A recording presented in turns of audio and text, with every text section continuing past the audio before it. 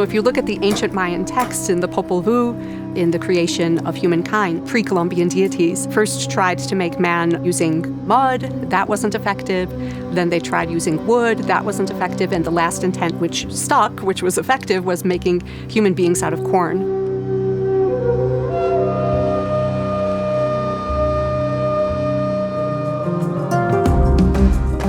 In the rural Mayan municipality of Tenejapa, Chiapas, Mexico, researcher Linda Abarbanell is examining the impact of formal education on this historically agrarian community.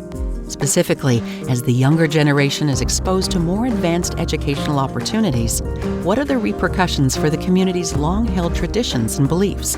So you have this deep spiritual connection, and in the traditional festivals, those are really rooted in kind of a syncretism between these pre-Columbian agricultural beliefs and rituals that were really revolving around praying for the success of the crops, for the success of the planting, syncretizing that with early Catholicism.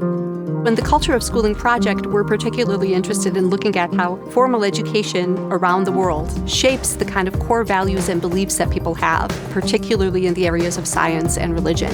And in my particular context, where I work here in Tenejapa, I'm interested in seeing how these shifts in education, shifts in beliefs about science, shifts in beliefs about religion and religious affiliations have an impact on the healthcare beliefs and practices that people have.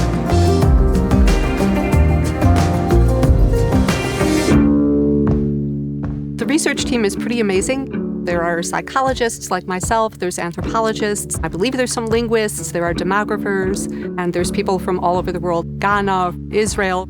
You still have these religious festivals taking place, but then fewer young people are wanting to take on those kind of traditional roles, the religious authorities here. In the past, the structure of the community was that everybody would have to take part. People would be sometimes dragged from their homes screaming and kicking because it involved a huge investment of time and personal resources. So you have fewer and fewer people as the older people that perform these roles are dying out. Part of that could be due to education shifting people's beliefs, but also education as a form of cultural assimilation, where once young people are getting education, maybe increasing knowledge about scientific processes, that they no longer see some of these traditional prayers as being effective. They're no longer going to want to maintain that subsistence agricultural lifestyle. They no longer see the value of the investment in these festivals. You see that in the healthcare domain too, where people no longer see the traditional medicine necessarily as being effective. Some of the changes that I've been seeing in healthcare here in Tenejapa, first of all, people going to the clinic for medicine, people using pharmaceutical medicine. Traditionally, you would have belief in a form of witchcraft. They would perform prayers, cleansing rituals, etc., that would heal that person. People still will use the medicinal plants as their first course of action when they're sick, but then if that doesn't work, they'll go to the clinic, and then if the clinic doesn't work, then they'll say, okay, the doctor can't figure out what this is, I've taken all of these different medicines, so it must be, brujeria or some form of witchcraft.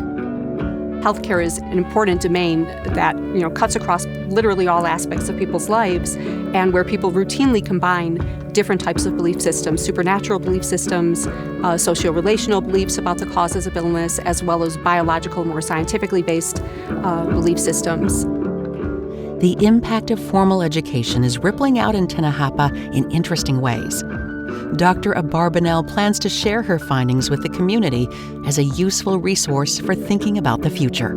I'm hoping that this will spark conversations so that communities themselves can think about what type of society do we want to create here and what type of an educational system do we need in order to lead to that end.